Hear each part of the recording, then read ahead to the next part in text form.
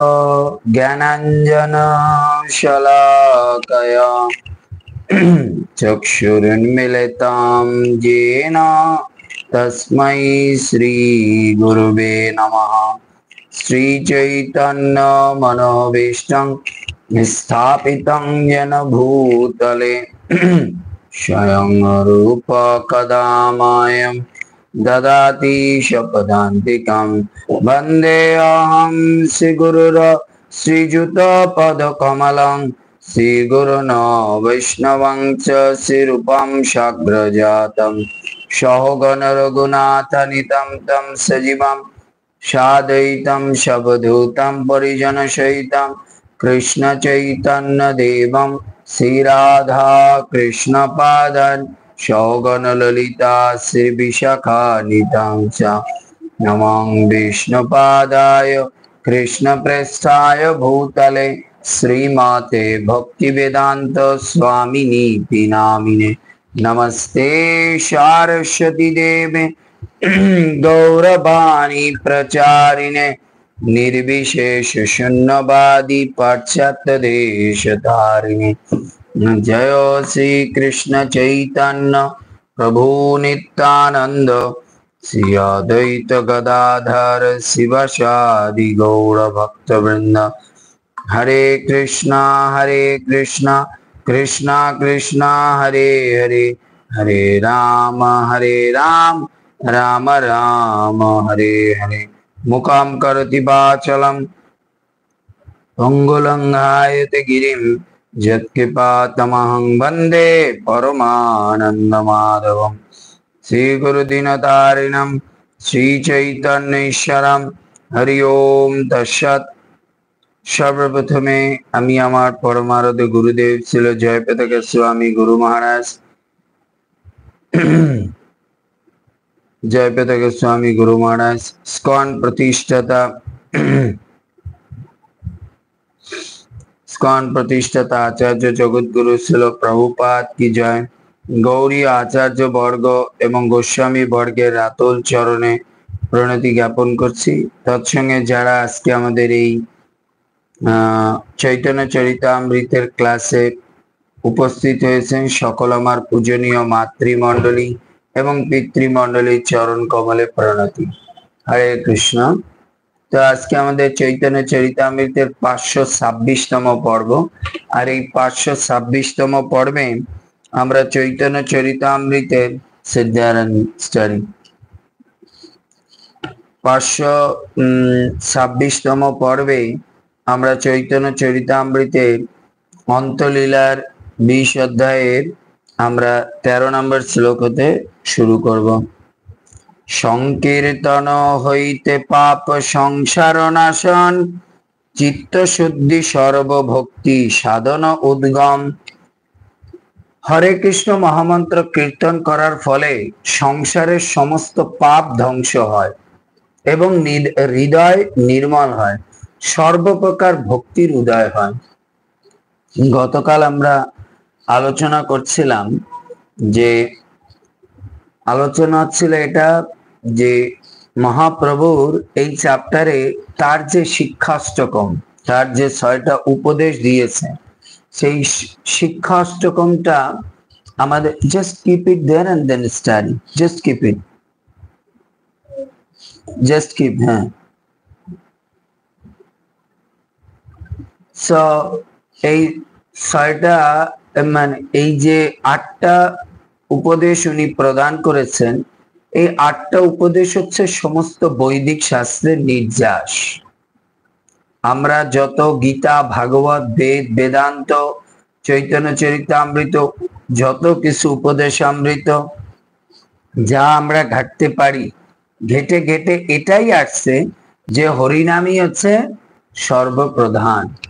এবং এই হরিনাম কিভাবে করতে হবে, গুরুদেব কিরকম, এসব কিছু কি ভাব নিয়ে হরিনাম করতে হবে, কোন মনোভাব রাখতে হবে শ্রবণ কীর্তনে, সেটা তিনি বলেছেন। সো গতকাল আমরা একটু আলোচনা করেছিলাম যে তার প্রথম শ্লোক, সেটা হচ্ছে চেত দর্পণ মার্জনম ভব মহাদাবগ্নি নির্বাপনম শ্রেয় কৈরব চন্দ্রিকা বিতরণম বিদ্যাবদ জীবনম আনন্দম বিবর্ধনম পতিপদম পূর্ণামৃত আস্বাদনম। হরে কৃষ্ণ। সো শ্লোক 13, সংকীর্তন হইতে পাপ সংকীর্তন হইতে পাপ সংসার নাশন, চিত্ত শুদ্ধি সর্বভক্তি সাধন উদ্গম। হরে কৃষ্ণ মহামন্ত্র কীর্তন করার ফলে সংসারের সমস্ত পাপ ধ্বংস হয়, হৃদয় নির্মল হয় এবং সর্বপ্রকার ভক্তির উদয় হয়। যারা হরিনাম সংকীর্তন করবে, এখানে বলছে গতকাল আমরা 7টা পয়েন্ট পেয়েছিলাম, আজকে আবার কবিরাজ গোস্বামী বলছেন সংকীর্তন করলে 3টা। প্রথমে সে 3টা, হরে কৃষ্ণ মহামন্ত্র কীর্তন করার ফলে সমস্ত পাপ ধ্বংস হবে। এখন কোন পাপ? বর্তমানে, অতীতে এবং ভবিষ্যতে 3 পাপ, এবং হৃদয় নির্মল হয়। সমস্ত প্রকার যে আমাদের কলমশ আছে এটা কি করে? হৃদয়কে নির্মল করে, আর সর্বপ্রকার ভক্তির উদয় হয়। যারা হরিনাম করবে সর্বপ্রকার ভক্তি। এখন আমাদের প্রশ্ন হচ্ছে সর্বপ্রকার ভক্তি বলতে কি বুঝিয়েছে? এই যে বলছে সর্বভক্তি সাধনা, বলুন আপনার সর্বপ্রকার ভক্তি কাকে বলে?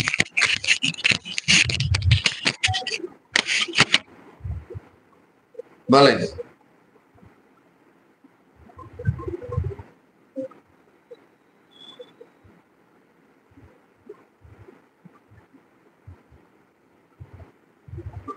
What is the way to achieve?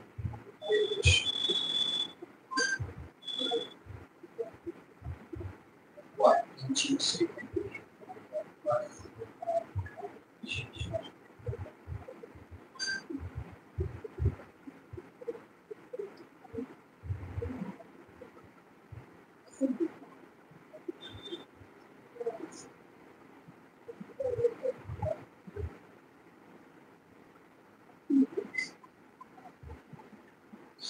বলেন।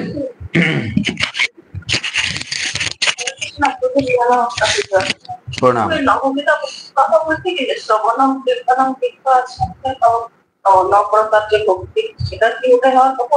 সুন্দর। আর কেউ?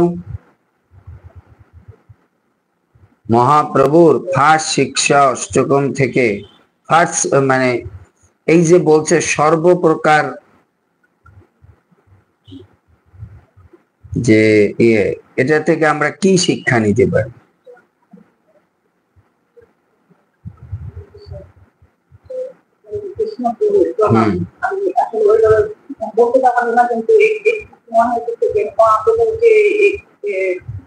কীর্তন করলে যে কান্না কীর্তন করলে ভগবানের জন্য কান্না হাসা, তারপরে আরো কয়টাতে মহাপ্রভুর মধ্যে দেখা দিত, এগুলি কি? সুন্দর। আর কেউ?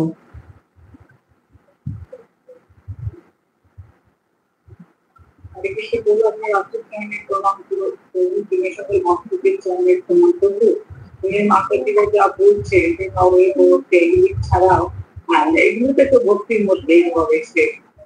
তাছাড়াও আমাদের সর্বপ্রকার ভক্তি থেকে দেখতেছে যে আমরা গুরুদের দায়িত্বগুলো ঠিক মতো মানতে, 4টা নিয়মদের পালন করতে বলা হচ্ছে। এগুলি সব আমাদের মধ্যে আস্তে আস্তে করার বাসনা, মানে এইভাবে আমি এই ভক্তি গুলাকে ফলো করে আস্তে আস্তে তারপর নববিধা ভক্তি থেকে সব আগাতে পারি।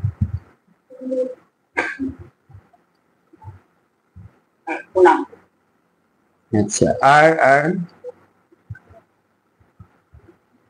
এই যে বলছে যে সর্বপ্রকার ভক্তি আমরা অর্জন করতে পারবো, এর মানে কি? হরে কৃষ্ণ মহামন্ত্র করার ফলে সংসারের সমস্ত পাপ ধ্বংস হয়, হৃদয় নির্মল হয় এবং সর্বপ্রকার ভক্তির উদয় হয়। তার মানে হচ্ছে এই যে নববিধা ভক্তি, এই সমস্ত ভক্তিগুলো হরিনাম করলে আমাদের মধ্যে প্রকাশ হবে। আমরা যখন হরিনাম করব শ্রবণের ইচ্ছা জাগবে, আমরা যখন হরিনাম করব বন্দনের ইচ্ছা জাগবে। শ্রবণ, কীর্তন, বন্দন, অর্চন যদি আমরা হরিনাম করি তখন মনে হয় আমি একটু পূজা করি, আমি একটু ধাম দর্শন করতে চাই। এর জন্য মূল গুরুত্বপূর্ণ বিষয় হচ্ছে হরিনাম। এর জন্য হরে কৃষ্ণ কীর্তনের ফলে সমস্ত প্রকার পাপ ধ্বংস হয়। এখন আমাদের প্রশ্ন হতে পারে সমস্ত প্রকার পাপ কেন ধ্বংস করবে? এর কারণ হচ্ছে সমস্ত প্রকার পাপ ধ্বংস বলতে বোঝায় আমাদের আলটিমেট গোল, সেটা হচ্ছে ভগবত ধাম, তার দিকে কি করবে? ধাবিত করবে। আরেকটা জিনিস হচ্ছে আমরা সমস্ত হরে কৃষ্ণ মহামন্ত্র পাপ কেন ধ্বংস করবে? এর কারণ হচ্ছে আমরা যদি পাপ থেকে মুক্ত না হতে পারি তাহলে কিন্তু আমরা ভগবত ধাম যেতে পারবো না, গোলক বৃন্দাবন যেতে পারবো না। আমাদের যদি গোলক বৃন্দাবন যেতে হয় তাহলে আমরা কি করতে হবে? সমস্ত পাপ থেকে মুক্ত হতে হবে। এমনকি দেখুন আমাদের এই যে হরিনাম দীক্ষা দেওয়া হয়, আমাদের হরিনাম দীক্ষার সময় প্রথমে কি বলা হয়? আপনি এই হরিনাম করবেন এবং আপনার কি বলে, আপনি যখন হরিনাম করবেন তখন হরিনাম করতে হলে আপনাকে সমস্ত পাপ বর্জন করতে হবে।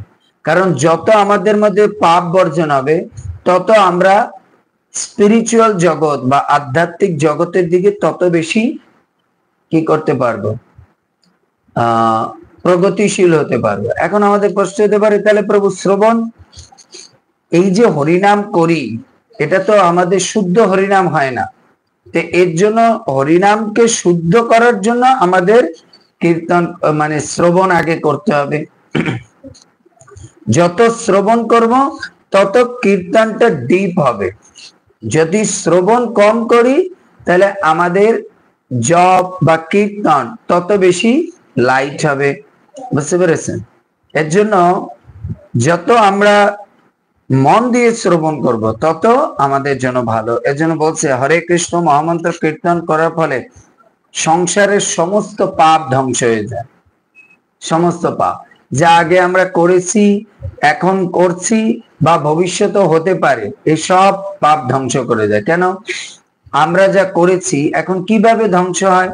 আচ্ছা আপনারা এখন বলুন, হরিনাম করার ফলে এখন যে আপনি পূর্বে যেভাবে জীবন যাপন করেছেন তার প্রতি অনুতপ্ততা আসে কিনা?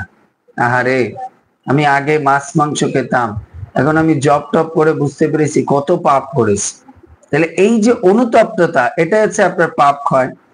আর এখন তো পাপ করছেনই না, আর ভবিষ্যতে হরিনাম করলে আমাদের তো আর পাপ করার ইচ্ছা জাগবেই না। আর এখন আমাদের মনে হয় ভবিষ্যতে আমরা অমুক প্রাণীকে মেরে খাবো, অমুককে কষ্ট দেব না। এর জন্য হরিনাম সর্ব পাপকে নষ্ট করে, হৃদয় নির্মল হয়। এই হৃদয় নির্মল মানে কি? হৃদয় নির্মল মানে কি? মানে আমাদের হৃদয়ের মধ্যে যে হিংসা, কলমশ, তারপর হচ্ছে আপনার অতিরিক্ত কাম বাসনা, অতিরিক্ত ভোগ বাসনা, এগুলো আমরা হরিনাম করার ফলে কি হয়? চলে যায়। নির্মল, নির্মল শব্দের অর্থ হচ্ছে আমাদের মনের মধ্যে যত প্রকার মল আছে সেটা সম্পূর্ণরূপে বিদরিত হয় যত আমরা মন দিয়ে শ্রবণ করব। এর জন্য হরিনাম করা। তারপর সর্বপ্রকার ভক্তির উদয় হয়। যত আমরা ভক্তির যতগুলো অঙ্গ আছে সব, শ্রবণ, কীর্তন, স্মরণ, স্মরণ, বন্দন, পাদ সেবন, এই সবগুলো। এর জন্য হরিনাম একাগ্র চিত্তে করা হচ্ছে খুব গুরুত্বপূর্ণ। What?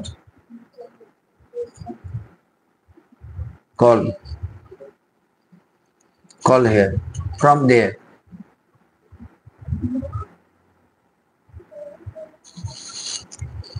So এরপর হচ্ছে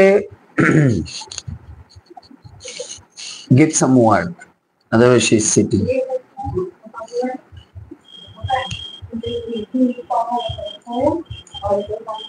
এরপর after that I will ask, that is also remember loudly. এরপর হচ্ছে শ্লোক 14, কৃষ্ণ প্রেম কৃষ্ণ প্রেম উদ্গম প্রেমামৃত আস্বাদন কৃষ্ণ প্রাপ্তি সেবামৃত সমুদ্রে মর্জন। সংকীর্তনের ফলে কৃষ্ণ প্রেমের উদয় হয়, প্রেমামৃতের আস্বাদন হয়, শ্রীকৃষ্ণের সঙ্গ লাভ হয়, তার সেবারূপ অমৃতের সমুদ্রে নিমজ্জিত হওয়া যায়। বুঝতে পেরেছি? এখন এখানে কিন্তু বলছে সংকীর্তন ফলে প্রেমের উদয় হয়। কিরকম? দেখুন, আমরা যখন এই হরিনাম করতে শুরু করেছি, জপ করতে শুরু করেছি, আর কোনো পশু পাখিকে মারার ইচ্ছা হয় এখন জপ তপ করার ফলে? তাহলে এটা হচ্ছে প্রকৃত প্রেম। দ্বিতীয় আরেকটা প্রেম কি? এখানে বলছে সংকীর্তনে বলে প্রেমের উদয়, এই একটা প্রেম। দ্বিতীয় আরেকটা প্রেম কি? আপনার এখন মনে হয় আমি অন্যকে কিভাবে এর সঙ্গে যুক্ত করব। সচিমাতার 24 ঘন্টা চিন্তা হয় কি করে অন্যকে যুক্ত করব, কিন্তু আমি নিজে না করি সমস্যা নেই, আমার তো দীক্ষা হয়ে গেছে, হ্যাঁ না? চিন্তা এটা। এর জন্য আমি কালকে মন্দিরে গিয়া একটা ভগবানের মালা গেঁথে দিতে পারছি, তারপরে চন্দন পেতে দিচ্ছি। আপনাদের আপনি কেমন করে বলেন? হরি বল, গৌর প্রেমানন্দে। তাহলে ক্লাস কাজে লাগছে, চন্দনের লীলা শুনে। সো এর জন্য কৃষ্ণ, আমরা যখন হরিনাম করি তখন আমাদের মধ্যে প্রেমের উদয়। আরেকটা প্রেম আমি বলছি গুরুত্বপূর্ণ, সেটা হচ্ছে কি, আমি অন্য জীবকেও যে কষ্ট দুঃখ পাচ্ছে তাকে কি করে আমি এর সঙ্গে যুক্ত করব। তাই যত আপনি মানে নির্বিঘ্ন চিত্তে আপনি শ্রবণ মানে জপ করবেন, তত আপনার মনে হবে আমি কি করে অন্যকেও ভক্তির সঙ্গে যুক্ত করব। I will ask, remember it.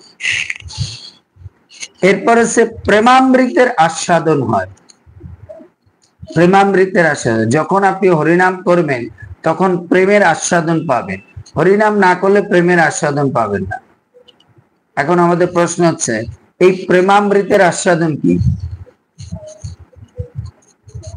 প্রেমামৃতের আস্বাদনটা কি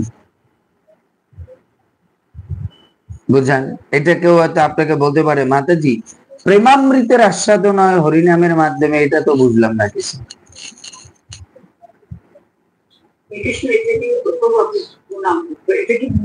ভগবানের সাথে প্রেম করা, ভালোবাসা, ভগবানকে আস্বাদন করা। সুন্দর। যে সব ভগবান আছে তাই বলে সব কিছু আমরা মানে শ্রদ্ধা ভালোবাসা, সেটাও একটা ভগবান কিন্তু ভগবান এখানে। তারপরেও মশা মারতে পারি না, তারপরে আপনার মাছ কাটতে পারি না, কেন? ভগবান মনে করে একটা জীবন তো ভগবান আছে। তার মানে খুব কষ্ট পাচ্ছে, এগুলো করতে পারছে না দেখি সচি মাতা। প্রেমামৃতের আস্বাদন মানে হচ্ছে আপনি যখন ভক্তি করছেন তখন প্রেমামৃতের আস্বাদনটা হচ্ছে এরকম। আচ্ছা, প্রেম করলে আপনার অপর জীবের প্রতি কি দয়া জাগে। যখন আপনি প্রেমে পড়েন তখন অপর জীবের প্রতি দয়া জাগে। তো যখন আপনি হরিনাম করবেন তখন এই প্রেমামৃতের আস্বাদনটা আসবে। প্রেম মানে হচ্ছে কি, অপর জীবের প্রতি কি হয়, হরিনাম করলে পরে অপর জীবের প্রতি কি হয়, মনটা সফট হয়। আমি একটা উদাহরণ দেখাই আপনাকে। আপনি যখন একটা সুন্দর গান গাইছেন আর আপনার পাশে দেখছেন একটা কুকুরকে কি করছে, আপনি একটা গান গাইতেছেন কিরকম, একটা দেহ তত্ত্বের উপরে গান গাচ্ছেন যে এই জীবন আমার জীবন সদা পাপেরত নাহিক পুণ্যে, এই গানটা আপনি গাচ্ছেন। ধরুন এইটা আপনি কীর্তন করছেন, এর পাশে দেখছেন একটা লোক একটা গাইকে, একটা গোমাতাকে পিটাচ্ছে, তখন আপনার মধ্যে কি জাগবে? এই আপনি পিটাচ্ছেন কেন ওনাকে? এটা অবলা জীব, ও না বোঝে আপনি তাকে সরিয়ে দেন, হ্যাঁ, কিন্তু তার জন্য তো আপনি কলা খাওয়ার জন্য পিটাতে পারেন। এই যে না আপনি গানটা গাচ্ছেন আমার জীবন সদা পাপের, সঙ্গে সঙ্গে আপনার অপর জীবের প্রতি দয়া যাচ্ছে। কিন্তু আপনি যদি এই গানটা না গেতেন, কোন ডিস্কো জাতীয় গান গাইতেন, তাহলে আপনার কি হতো? ঠিক আছে, সরিয়ে দাও, মেরে দাও, এই করে দাও। এর জন্য হরিনামের একটা বিশেষত্ব হচ্ছে প্রেমামৃতের আস্বাদন মানে হচ্ছে আপনি যখন হরিনাম করবেন তখন আপনার অন্য জীবের প্রতি দয়া জাগ্রত হবে। তারপর হচ্ছে শ্রীকৃষ্ণের সঙ্গ লাভ হয়। হরিনাম করলে কি হয়? শ্রীকৃষ্ণের সঙ্গ, আমরা তা জানি, কত উদাহরণ আছে। যারা নাম করে তাদের কাছে কৃষ্ণ আসে, তাদের জিহ্বায় আসে, তাদের হৃদয়ে আসে, তাদের পার্সোনাল জীবনে আসে ভগবান, এসে তাকে রক্ষা করে। আমরা দেখেছি প্রহ্লাদ মহারাজ হরিনাম করেছে ফলে তাকে ভগবান সর্ব পরিস্থিতিতে রক্ষা করতে এসেছে। ধ্রুব মহারাজ ভগবানের নাম করেছে বলে ধ্রুবকে রাজ্য দিতে এসেছে। এর জন্য কেউ যদি হরিনাম করে তাহলে তার শ্রীকৃষ্ণের সঙ্গ লাভ হবে। এটা যে ডাইরেক্ট লাভ হবে তা এমন কোনো কথা নেই, বিভিন্ন ওয়েতে তার সঙ্গে ভগবানের সঙ্গ লাভ হবে। তারপর তার সেবারূপ অমৃত সমুদ্রে নিমজ্জিত হওয়া যায়।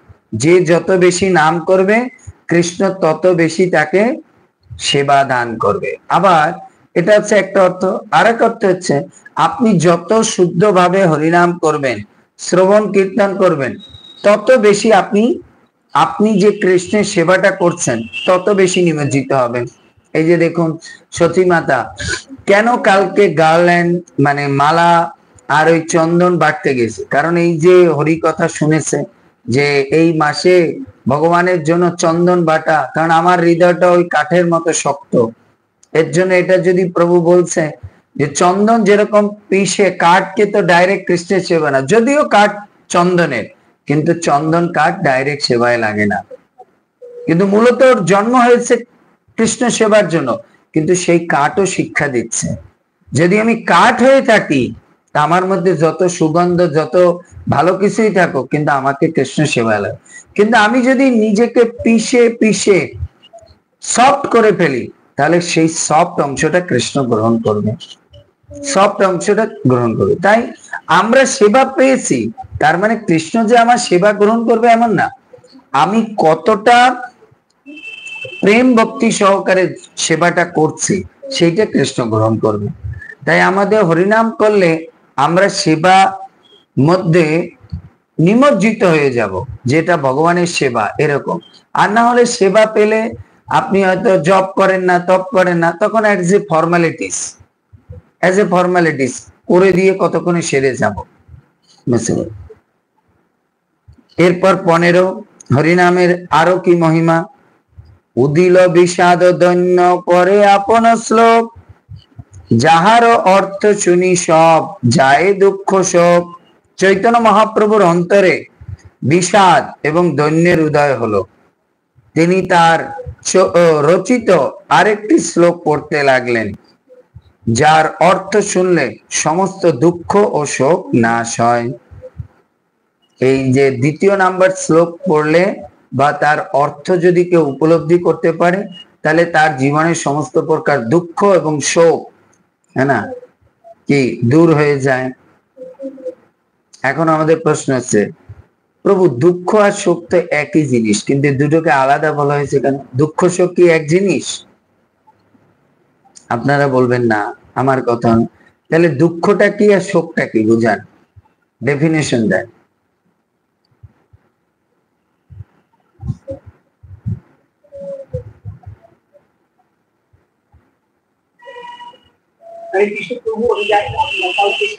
যেমন আমার হাত কেটে গেল তখন একটু ব্যথা পাইলাম, এটা একটা দুঃখ, কষ্ট পেলাম। আর শোকের মধ্যে মানে একটা আঘাত পাওয়া কারো কথায়, মানে একটা মানে হার্টের যেন আঘাত পেলো এরকম একটা সুখ পাওয়া, যে হয়তো কারো অ্যাক্সিডেন্ট হলো, মৃত্যুর কারো, অথবা নিজের দিয়ে একটা যে আঘাত পাওয়া, এইরকম কি সুন্দর। আর কেউ? সুখ হচ্ছে কোনো কিছু হারানো, এটা। আর দুঃখ হচ্ছে যে কোনো ব্যাপারে দুঃখ হতে পারে, ব্যথা পেলে বা কারো কথায়, এরকম। দেখছেন রূপমণি মাতাজি মাস্টার নিয়ে হয়ে গেছে তো, চশমা পরে সুন্দর সুন্দর কথা বলতো। চমৎকার হচ্ছিল, প্রচন্ড মাথা ব্যথা, মাইগ্রেনের সমস্যা, অনেক সমস্যা, চোখও মানে কম দেখতেছি। তাই নাকি? এখন তো শাশুড়ি হয়নি, এর আগেই বলে চোখে কম দেখতেছে। সামনে থেকে আর দেখি না কিছু, মানে নিয়ে দেখতে হয়। রীতা দিকে বলবেন কচুর শাক রান্না করে খাওয়াতে। হ্যাঁ? প্রণাম। আর কেউ বলতে পারে খাড়া হতে পারে। আর কেউ বলতে পারেন দুঃখ আর শোকের মধ্যে পার্থক্য কি? Stand here and then do loudly. I will ask. বলেন, দুঃখ আর শোকের মধ্যে পার্থক্য। হ্যাঁ, জলদি।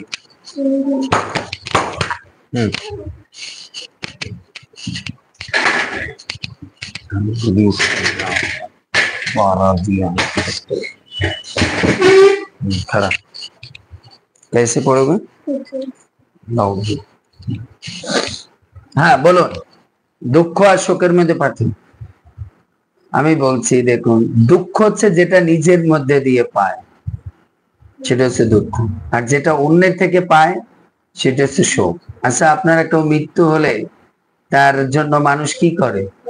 শোক সভা করে না? তো এটা কার জন্য করছে? অন্যের জন্য। তাই অন্যের থেকে যেটা কষ্ট পায় সেটাকে বলা হয় শোক, আর যেটা নিজের থেকে পাই সেটা হচ্ছে দুঃখ। সেটা হচ্ছে দুঃখ। তাই মনে রাখবেন দুঃখ আর শোকের মধ্যে পার্থক্যটা কি। তাহলে আমরা প্রথম শ্লোক পেলাম যে প্রথম শ্লোকে 7টা উপকার আছে হরিনাম করলে। বুঝতে পেরেছেন? 7টা উপকার আছে। এবার আসুন আমরা চৈতন্য মানে শিক্ষাষ্টকমের দ্বিতীয় শ্লোক। নাম নামকারী বহুধা নিজ শক্তি স্ততা প্রীতা নিয়মিত স্মরণে ন কাল এতাদৃশী তব কৃপা ভগবান নামাপি দুর্দৈবমিদৃশ্যমিহাজনী ন অনুরাগ। নাম নামকারী বহুধা নিজ শক্তি স্ততা প্রীতা নিয়মিত স্মরণে ন কাল এতাদৃশী তব কৃপা ভগবান নামাপি দুর্দৈবমিদৃশ্যমিহাজনী ন অনুরাগ। এখানে মুখস্থ করতে হবে 8টা শ্লোক। যারা পরীক্ষা দিতে, পরীক্ষার জন্য মুখস্থ করেন না, শুধু এই 8টা শ্লোক হচ্ছে আমাদের ভক্তি জীবনের প্রথম গাইডলাইন। মহাপ্রভু কোনো কিছু লেখা তার রাখেনি, সব যাওয়ার আগে গঙ্গায় ভাসিয়ে দিয়ে গেছে, শুধু 8টা শ্লোক রেখেছে। আর এই 8টা শ্লোক হচ্ছে সমস্ত বৈদিক শাস্ত্রের নির্যাস। এই শ্লোকের অর্থ কি? হে পরমেশ্বর ভগবান, তোমার নামই জীবের সর্বমঙ্গল বিধান করে। এজন্য তোমার কৃষ্ণ, গোবিন্দ আদি বহু নাম তুমি বিস্তার করেছো। সেই নামে তুমি তোমার সর্বশক্তি অর্পণ করেছ। সেই নাম স্মরণে স্থান, কাল, পাত্র ইত্যাদির কোন রকম বিধি বা বিচার করনি।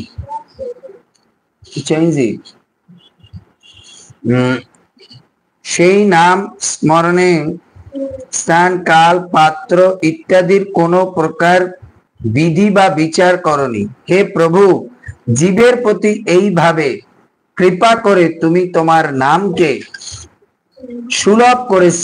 তথাপি আমার এই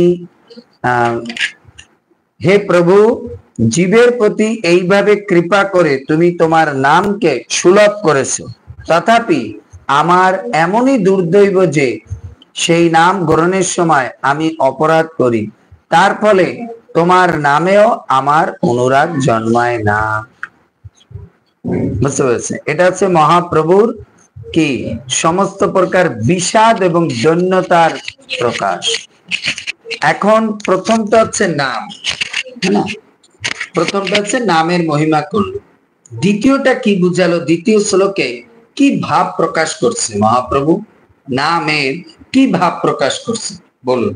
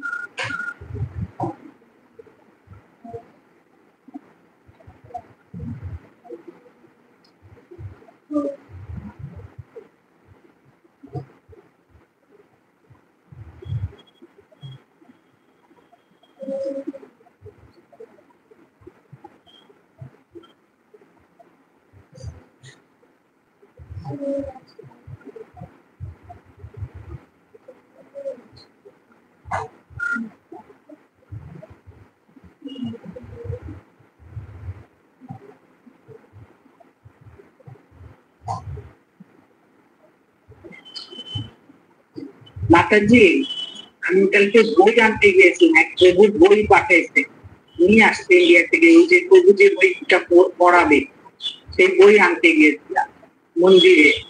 অনুপমা মা, এটা আপনাকে আর বলি নাই, আরো আরো 5টা বই পেয়েছি, সবাইকে পাঠিয়ে। হ্যাঁ বলুন। এখানে দেখুন মহাপ্রভু প্রথম, হ্যাঁ বলুন কি বলছেন। এই নামের মানুষে এত শক্তি প্রদান করছে ভগবান, যে এই নাম যদি সুস্থভাবে করি তাহলে আমাদের সর্বমঙ্গল হবে। আবার এই নাম প্রথমে মহাপ্রভু নামের মহিমা করেছে, দ্বিতীয় শ্লোকে বর্ণনা করছে আপনার নাম করতে গেলে কোন ভাব থাকতে হবে, কোন ভাব। হ্যাঁ, এই নামটা করার সময় এই নামটা কতটা গুরুত্বপূর্ণ সেইটা আপনাকে উপলব্ধি করতে হবে। প্রথমে হচ্ছে নামের মহিমা, দ্বিতীয় শ্লোকে হচ্ছে নামের গুরুত্ব। এর জন্য আপনার পয়েন্ট লিখে রাখেন। প্রথম শ্লোকে হচ্ছে নামের মহিমা গেয়েছে, বুঝতে পেরেছেন যে নাম করলে কি কি হয়। দ্বিতীয় শ্লোকে মহাপ্রভু নামের যে গুরুত্ব, কতটা গুরুত্ব সেইটা তিনি দ্বিতীয় শ্লোকে বলেছেন। এবার আসুন, আমি যে গুরুত্ব বলেছি প্রত্যেকটা লাইন থেকে আমি আপনাকে গুরুত্ব বুঝাচ্ছি। যেরকম, হে পরমেশ্বর ভগবান, তোমার নামই জীবের সর্বমঙ্গল বিধান করে। তাহলে এটা হচ্ছে গুরুত্ব। গুরুত্ব কি? নাম করলে আমাদের সর্বমঙ্গল বিধান করবে, এটা হচ্ছে নামের গুরুত্ব, যে নাম করলে আমাদের এটা হবে। এজন্য তোমার কৃষ্ণ, গোবিন্দ আদি বহু নাম তুমি বিশ্বাস। তার মানে ভগবানের যে কোনো নাম, ভগবানের যে কোনো নাম আমরা গ্রহণ করি, তার গুরুত্ব কি? সেটা আমাদের সর্বমঙ্গল, সর্ব দুঃখ কষ্ট সব আমাদের মুক্ত করবে। সেই নামে তুমি তোমার সর্বশক্তি অর্পণ করেছো। নামের গুরুত্ব দেখো, যে ভগবান নামের মধ্যে তার স্বয়ং নিজে তিনি অর্পণ করেছে। এই যে বলছে নিজ শক্তি, নিজ সর্বশক্তি তথা প্রীতা, ওনার নিজের স্বয়ং শক্তি, তার মানে স্বয়ং কৃষ্ণ নিজেই হচ্ছে নাম। নামের গুরুত্ব বুঝুন, যে ভগবান শ্রীকৃষ্ণ স্বয়ং তার নামের মধ্যে তিনি অবস্থান করেন। চিৎ জগৎ আর এই জড় জগতের মধ্যে পার্থক্য হচ্ছে, জড় জগতে যদি কোনো বস্তুর নাম নেন তাহলে আপনার তৃষ্ণা বা চাওয়া পাওয়া পূর্ণ হবে না, কিন্তু চিন্ময় জগতে যদি নাম উচ্চারণ করেন তাতেই আপনার চাওয়া পাওয়া পূর্ণ হয়ে যাবে। সাচ এক্সাম্পল প্রভুপাদ উদাহরণ দিয়েছেন, এই জড় জগতে আপনার যদি জল পিপাসা লাগে আর আপনি বলেন জল, জল দাও, জল দাও, আপনার তৃষ্ণা মিটবে? মিটবে? কখন মিটবে? যখন জলটা কেউ দিবে, আপনি পান করবেন তারপর। কিন্তু চিন্ময় জগতে আপনি না, যখন বলবেন জল, সঙ্গে সঙ্গে আপনার কি হবে? মিটে যাবে। এর জন্য বিজ্ঞান এখন এরকম চেষ্টা করে, যে আমাদের বিজ্ঞান এই জিনিসটা চেষ্টা করার জন্য বহু প্রচেষ্টা চালাচ্ছে, কিন্তু এটা এখন তৈরি পারেনি। যেরকম আমরা চাই না যে আমি গেট খুলবো না, আমি জাস্ট গেটের সামনে দাঁড়াবো, অটোমেটিক খুলে যাবে, অটোমেটিক খুলে যাবে। আমার সেন্সর মানে আমার ইন্দ্রিয়ের বাসনাটা বুঝে গেট অটোমেটিক খুলে যাবে। তো এর দ্বারা বিজ্ঞান কিছু কিছু একটু একটু দেখিয়েছে, আমরা গেটের সামনে দাঁড়ালে এখন আর গেট হাত দিয়ে খুলতে হয় না, সেন্সরের মাধ্যমে খুলে যায়। তো এর জন্য চিন্ময় জগতে আপনি যখন আপনার ইন্দ্রিয় দিয়ে নাম নিবেন, যে নাম আপনি যাকে স্মরণ করেছেন, সঙ্গে সঙ্গে আপনি তাকে ফিল করতে পারবেন আপনার ভিতরে। এটা হচ্ছে কৃষ্ণের নামের মধ্যে এই শক্তি আছে, যে কৃষ্ণের নাম যখন, এর জন্য হচ্ছে কৃষ্ণ নামের গুরুত্ব। অন্য কোন জগতের নাম নিলে আমাদের কি হয় না, ক্ষুধা তৃষ্ণা চাওয়া পাওয়া পূর্ণ হয় না, কিন্তু কৃষ্ণের নাম নেওয়ার সঙ্গে সঙ্গে সমস্ত ক্ষুধা তৃষ্ণা চাওয়া পাওয়া এই সব কি হচ্ছে আপনার পূর্ণ হয়ে যাবে সব। এর জন্য এটা বলছে ভগবান, আপনি আপনার নামের মধ্যে সর্বশক্তি অর্পণ করেছেন। এর জন্য আপনি যখন কাউকে বুঝাতে যাবেন এই পয়েন্ট কিন্তু লিখে রাখতে হবে, যে সর্বশক্তি বলতে কি বুঝিয়েছে। সর্বশক্তি বলতে এটাই, একটা মানুষ হয়তো সব শক্তি দিতে পারে কিন্তু একটা শক্তি দিতে পারে না, আপনি যখন আমাকে স্মরণ করবেন আমি তখনই আপনার সামনে আসবো, এই শক্তি কেউ দিতে পারে না,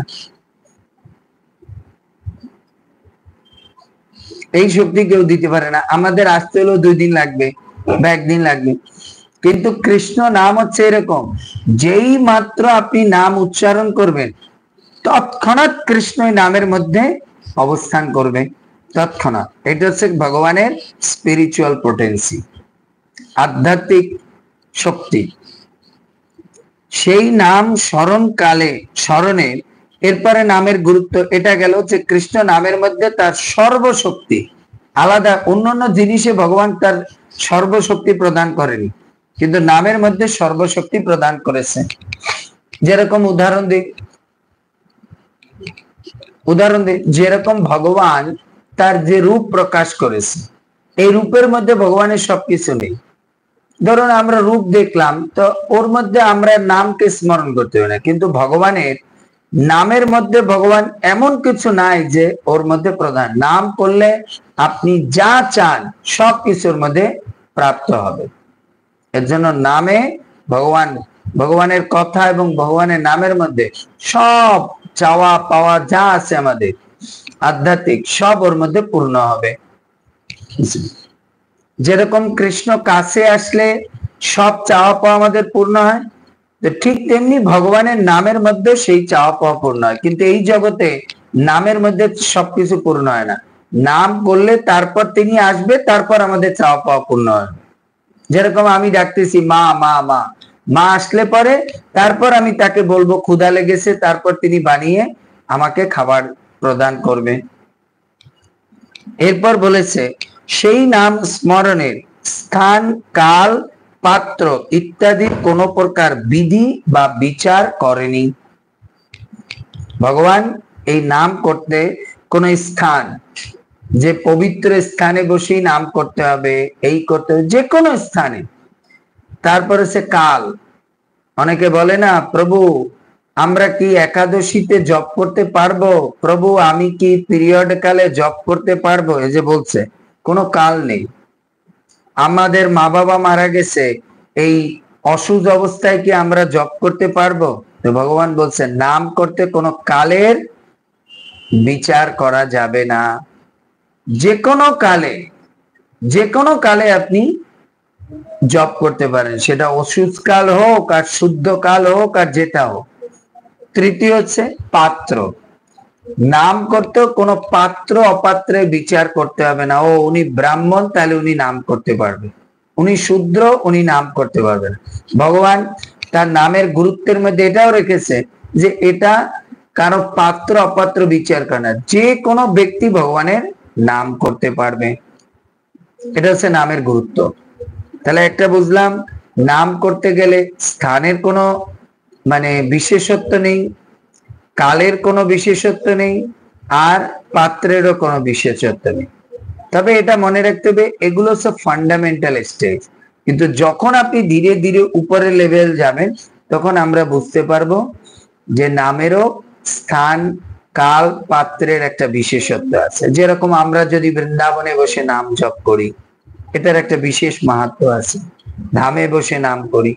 তারপর আছে কাল, আমরা যেরকম একাদশীর দিন বেশি জপ করি, কোনো বিশেষ তিথিতে বেশি জপ করি, কোনো বিশেষ মাসে বেশি জপ করি। এরপর পাত্র, তার মানে হচ্ছে আমরা যদি শুদ্ধ হয়ে জপ করি, হ্যাঁ শুদ্ধতার আচরণ করে যদি জপ করি, আমরা যদি নিরামিষ প্রসাদ পেয়ে আমরা জপ করি, এগুলো উপরের লেভেলে। কিন্তু ফান্ডামেন্টালি ভগবান এটা সবার জন্য কি করে দিয়েছে, ইকুয়াল করে দিয়েছে। তো তারপরে কি কোনো বিধি বা বিচার করেনি।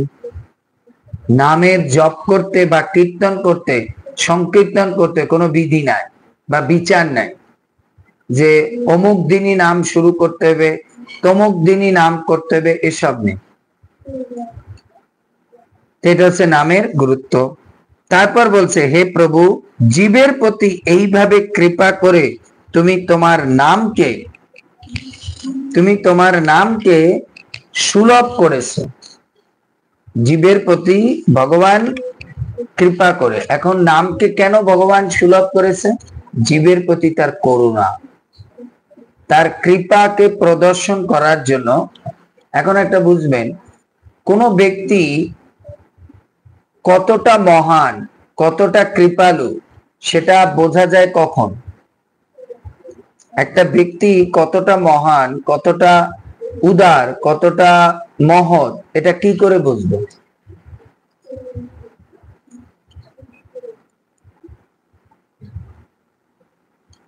বলুন, একটা উদাহরণ দিন। আচরণ দেখে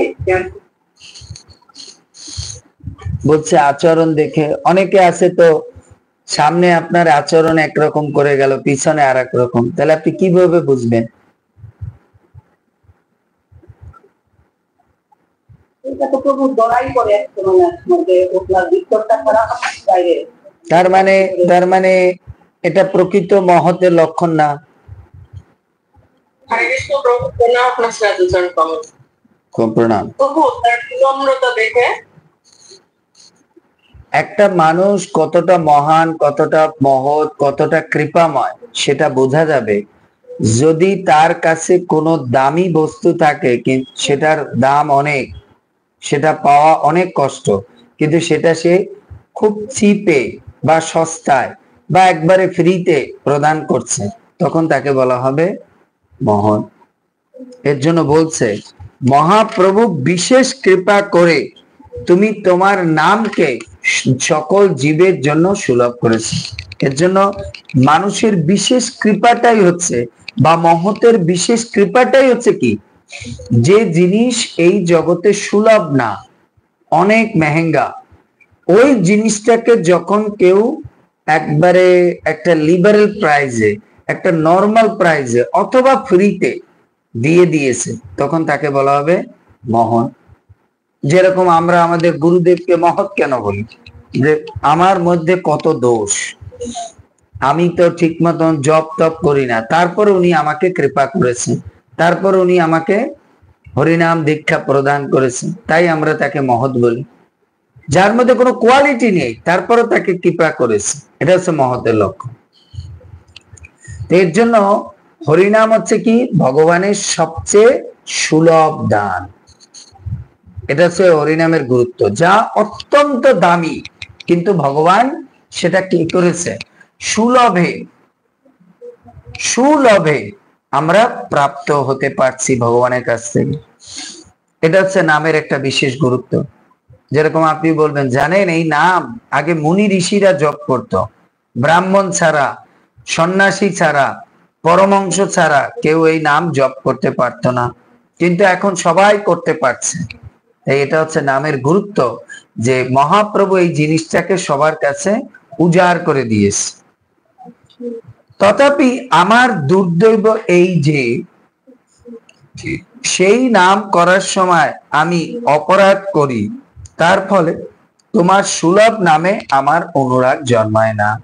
এই লাস্টের লাইনটা থেকে বুঝাচ্ছে, যদি আমরা নাম করি আর নামের সময় যদি আমরা অপরাধ করি, তাহলে নামে কি জন্মাবে না?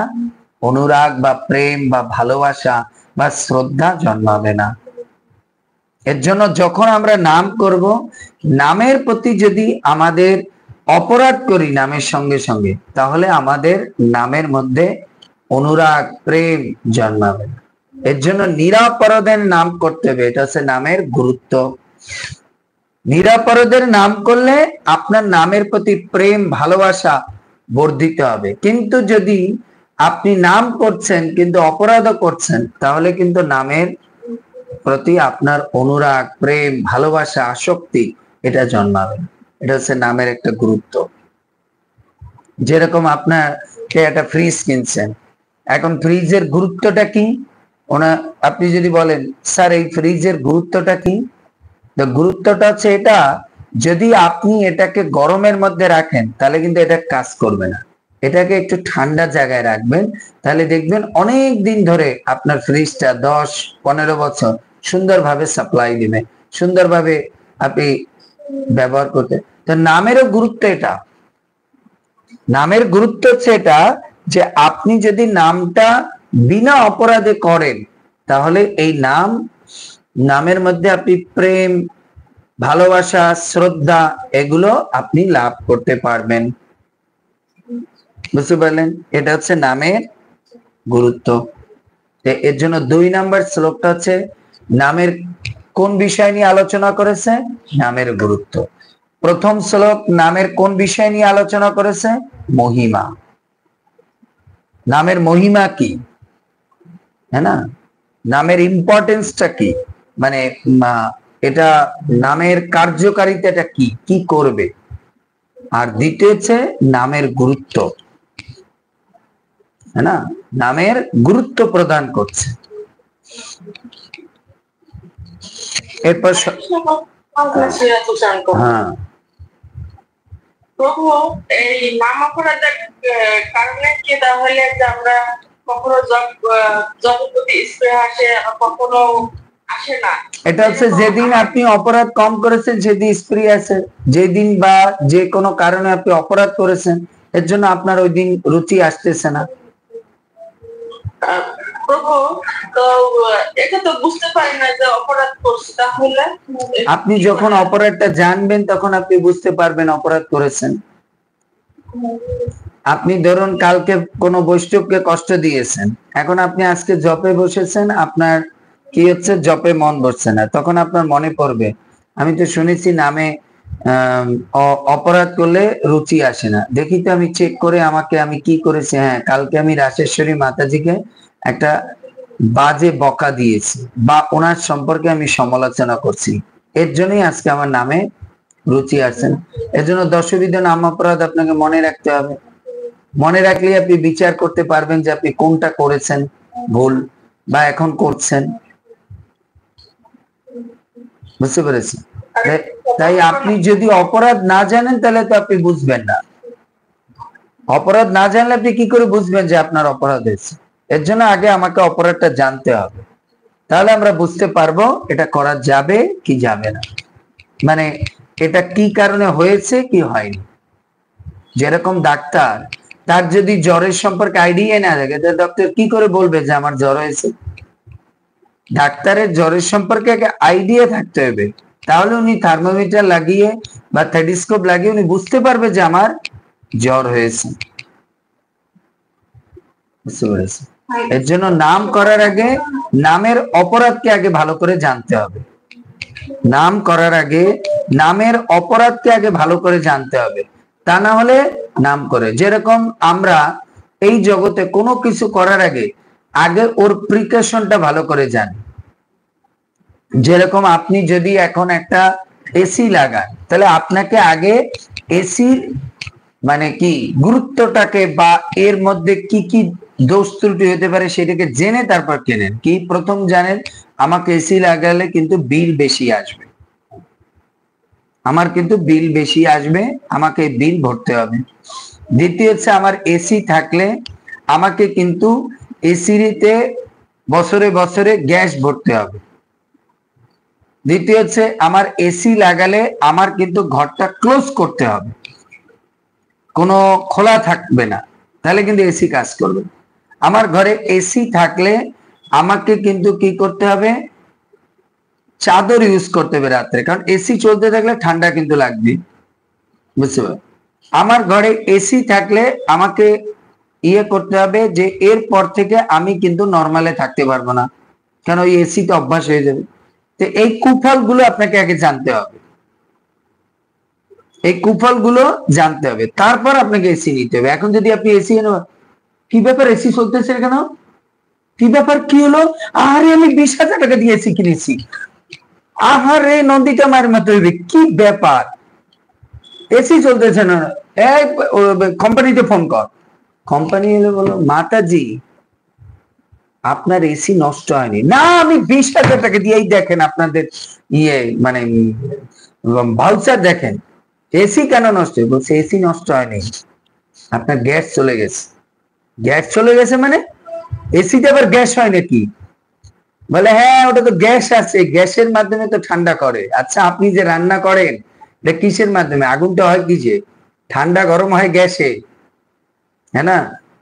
এক গ্যাস দিয়ে আপনি ঠান্ডা করেন আর এক গ্যাস দিয়ে আপনি আগুন জ্বালান, এটা এখন গ্যাস ভরতে হবে 2000 টাকা। তাই নাকি? 20,000 টাকায় কিনেছি, এখন আবার 2000 টাকা 3000 টাকার গ্যাস ভরতে হবে 1 বছরের জন্য।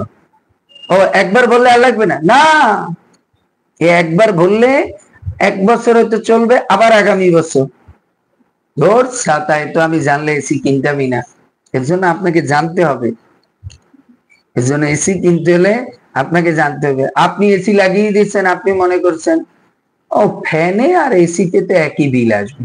আপনি দেখেন আগে বিল আসতো 1000 টাকা, এখন বিল আসছে 2000। কি ব্যাপার? আপনি তো যে সেইখানে মারামারি শুরু করে দিয়েছেন, আমার বিল বেশি কেন আসছে, বিদ্যুৎ বেশি। বলছে আপনি কি এসি চালান? বলে হ্যাঁ। বলতে এর জন্যই তো, এসিতে তো প্রচুর টানে। বলে সে তো আমি জানি। এর জন্য এসি চালাতে হলে আগে তার কুফলটা জেনে নিতে হবে। তো এর জন্য নাম করতে হলে আপনাকে নামের অপরাধ জানতে হবে। যখন আপনি অপরাধটা জেনে নামটা করবেন, তখন আর ওই অপরাধগুলো হবে না। তাই এসি কিনতে হলে যখন আপনি তার কুফল গুলো জেনে নিলে, তখন আর আপনার কোনো সমস্যা না। এসি নষ্ট হয়েছে, ব্যাস এখন আমাকে গ্যাস ভরতে হবে। আমি তো জানি যে বছর বছর আমাকে কিছু গ্যাস ভরতে হবে, হ্যাঁ না, ঠিকঠাক রাখতে হবে, ঘর দুয়ার ক্লোজ করতে হবে। বুঝতে পেরেছেন?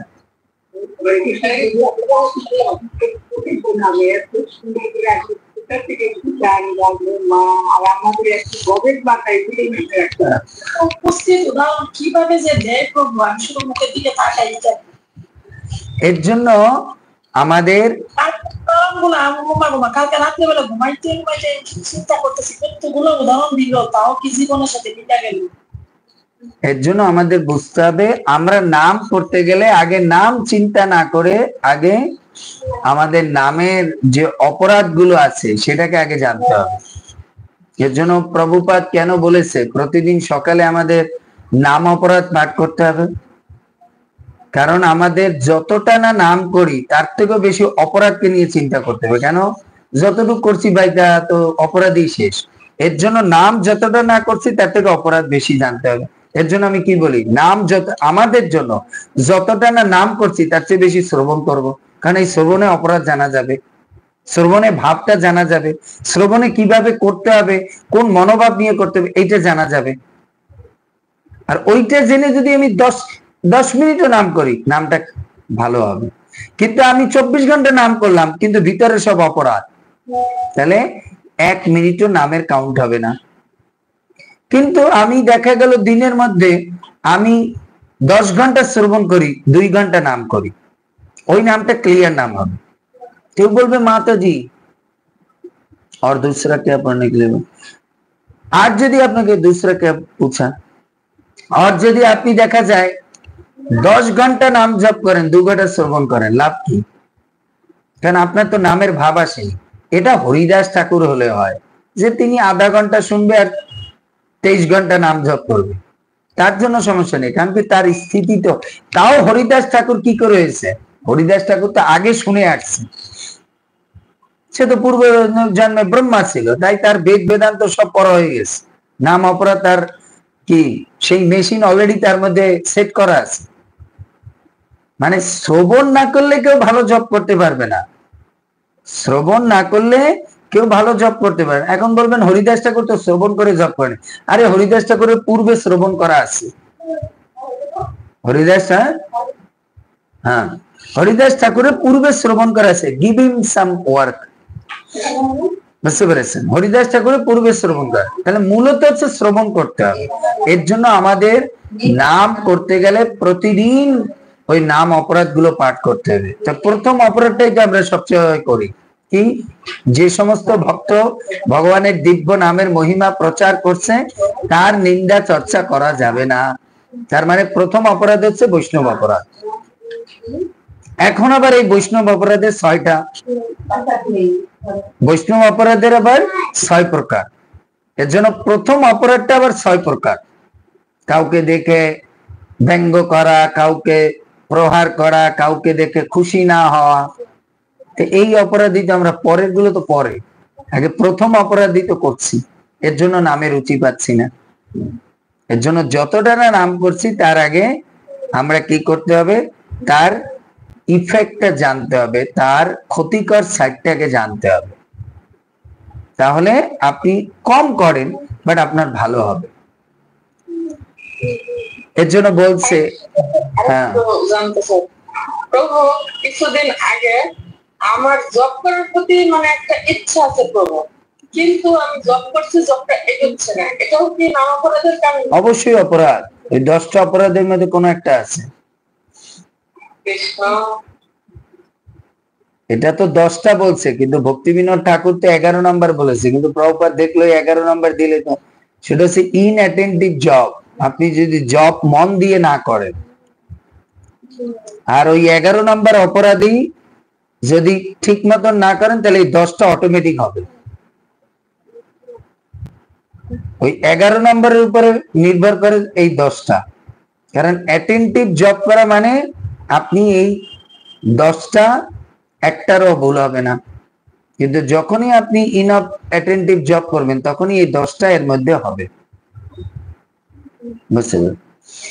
এর জন্য আমাদের বুঝতে হবে, এর জন্য বলছে যে প্রভু সেই নাম গ্রহণ করার সময় আমি অপরাধ করি, তার ফলে আপনার সুলভ বস্তু আপনি দিয়েছেন, কিন্তু আমার অনুরাগ যাচ্ছে না, অনুরাগ যাচ্ছে। এর জন্য হরিনাম এত সুলভ, একবারে বিনে পয়সায়। তারপর আপনারা দেখেন যে জড়জগতের মানুষকে কালী পূজা করতে দেন, দুর্গা পূজা করতে দেন, সেখানে লাখ টাকা খরচা হয়, তারপরে মানুষ ওগুলো লাখ টাকা খরচা করে করবে।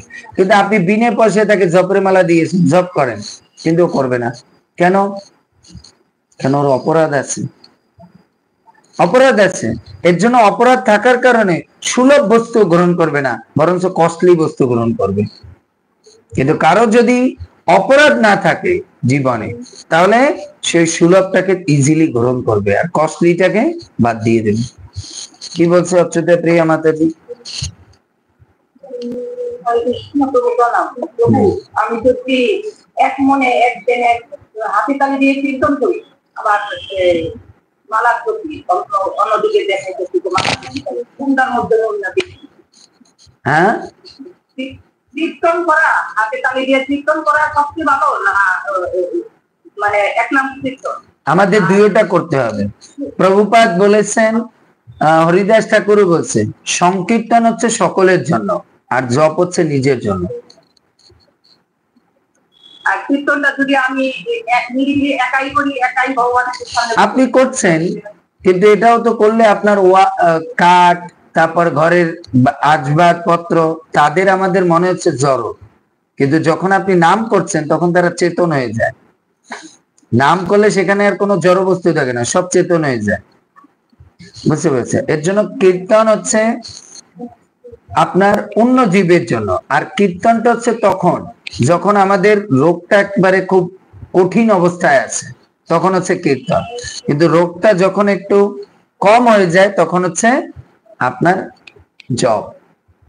এজন্য প্রভুপাদ বলছে কীর্তন হচ্ছে ইনজেকশন আর জপ হচ্ছে ট্যাবলেট।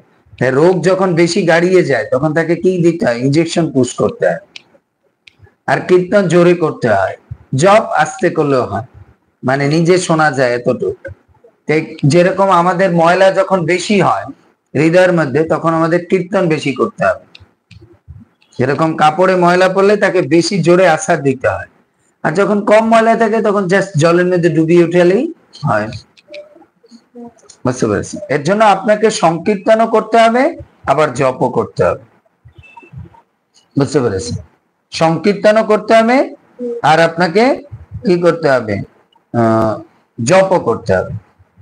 এটা প্রভুপাদ আবার এরকম বলছে, সংকীর্তন হচ্ছে একসঙ্গে প্রার্থনা, দুটোই প্রার্থনা, আর জপ হচ্ছে ব্যক্তিগত প্রার্থনা। এই জন্য এই কথাগুলো লিখে রাখতে হবে। সংকীর্তন হচ্ছে সবাইকে নিয়ে প্রার্থনা, আর জপ হচ্ছে আপনার ব্যক্তিগত প্রার্থনা। তা আপনার জীবনে সবাইকে নিয়েও প্রার্থনা করতে হবে, আবার আপনাকে ব্যক্তিগত প্রার্থনা করতে হবে। তাই দুটোই প্রয়োজন। আমরা বলবো না যে জপের দরকার আছে কিন্তু সংকীর্তনের দরকার নেই, আবার সংকীর্তনের দরকার আছে কিন্তু জপের দরকার নেই, না, দুটোই অল্টারনেট, দুটোরই দরকার আছে। ব্যক্তিগত প্রার্থনারও দরকার আছে, আবার সবাই মিলে প্রার্থনা করারও দরকার আছে। বুঝতে পারছি? এরপর হচ্ছে 17 অনেক লোকেরও বাঞ্ছা অনেক প্রকার, কৃপাতে করিল অনেক নামেরও প্রচার। যেহেতু বিভিন্ন মানুষের বিভিন্ন বাসনা, তাই তুমি কৃপা করে তোমার অনেক নাম প্রচার করেছো। এখন ভগবান জগতে বিভিন্ন নাম কেন প্রচার করেছে? কারণ বিভিন্ন লোকের বিভিন্ন বাসনা, এর জন্য ভগবান তার নামকে ডিফারেন্ট ভাবে প্রচার করেছেন। পদ্মাবনিক লিখেছেন, আমি কীর্তন বেশি করি কিন্তু জপ 11-12 মালা করি। সমস্যা নেই, সমস্যা নেই। হ্যাঁ, সোমা মাতাজি কি বলছেন?